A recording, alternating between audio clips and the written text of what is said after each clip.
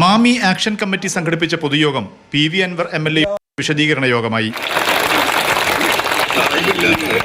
രണ്ടാമത്തെ പൊതുയോഗത്തിലും മുഖ്യമന്ത്രിയെയും ADGP MR Ajith കുമാറിനെയും പാർട്ടിയെയും മുന്നണിയെയും കടന്നാക്രമിച്ചുകൊണ്ടാണ് PV Anwar പ്രസംഗിച്ചത്. കോഴിക്കോട് മുതലക്കുളം മൈതാനിയിലേക്കും ഒഴുകിയെത്തി നൂറുകണക്കിന് പേർ. മുഖ്യമന്ത്രിയുടെ മതേതര പ്രതിച്ഛായയെ PV അൻവർ കടന്നാക്രമിച്ചു. മലപ്പുറത്തെ മോശമാക്കി ഇംഗ്ലീഷ് പത്രത്തിന് മുഖ്യമന്ത്രി അഭിമുഖം നൽകിയത് RSSന് വേണ്ടിയാണ്. കഴിഞ്ഞ 1.5 വർഷമായി മുഖ്യമന്ത്രി മതേതരത്വ നിലപാട് കൈയൊഴിഞ്ഞത് പാർട്ടി അന്വേഷിക്കണം. ഇതിൽ അദ്ദേഹം പറഞ്ഞു വരുന്നത് മലപ്പുറം ജില്ല സംസ്ഥാനത്തെ ഏറ്റവും വലിയ ക്രിമിനൽ സംഘത്തിന്റെ കേന്ദ്രം. ആരോടാ പറയുന്നത്? ഹിന്ദു ന്യൂസ് പേപ്പറിനോട്. ഈ വാർത്ത എങ്ങോട്ടാ പോകുന്നത്?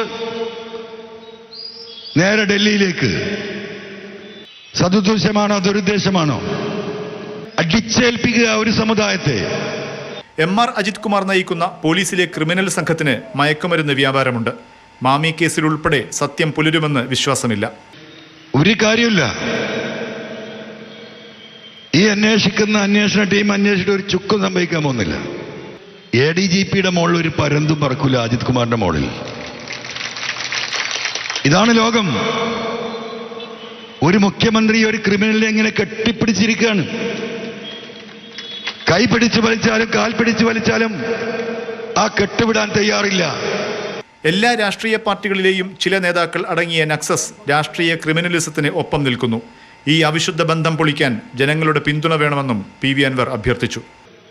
വിരലിലെണ്ണാവുന്ന ഈ കൊള്ള സംഘത്തിന്റെ ക്രിമിനലുകളുടെ കയ്യിൽ പോലീസിനായിട്ട് അമ്മാനമാടുമ്പോ ബഹുമാനപ്പെട്ട മുഖ്യമന്ത്രി ഇതൊന്നും അറിയില്ല എന്ന മട്ടിൽ കൈമലർത്തി ഈ വിഷയം ജനങ്ങളുടെ മുന്നിലേക്ക് ഇടുന്നവരുടെ നേരെ വിരൽ ചൂണ്ടി കള്ളൻ എന്ന് വിളിക്കുന്ന അവസ്ഥാവിശേഷമാണ് നമ്മുടെ നാട്ടിൽ. അതിനെതിരെയാണ് നമ്മൾ പ്രതികരിക്കേണ്ടത്. വരും ദിവസങ്ങളിൽ മലപ്പുറം ജില്ലയിലെ വിവിധയിടങ്ങളിലും പൊതുയോഗങ്ങൾ സംഘടിപ്പിക്കാനാണ് PV അൻവറിന്റെ നീക്കം. മുഖ്യമന്ത്രിയുടെ മതേതരത്വ വിശ്വാസ്യതയെ തന്നെയാണ് PV അൻവർ മുതലക്കുളത്ത് ചോദ്യം ചെയ്തത്. അതിന് മുസ്ലിം സംഘടനകൾ ഇപ്പോൾ പിന്തുണയുമായി രംഗത്ത് വന്നിരിക്കുന്നു.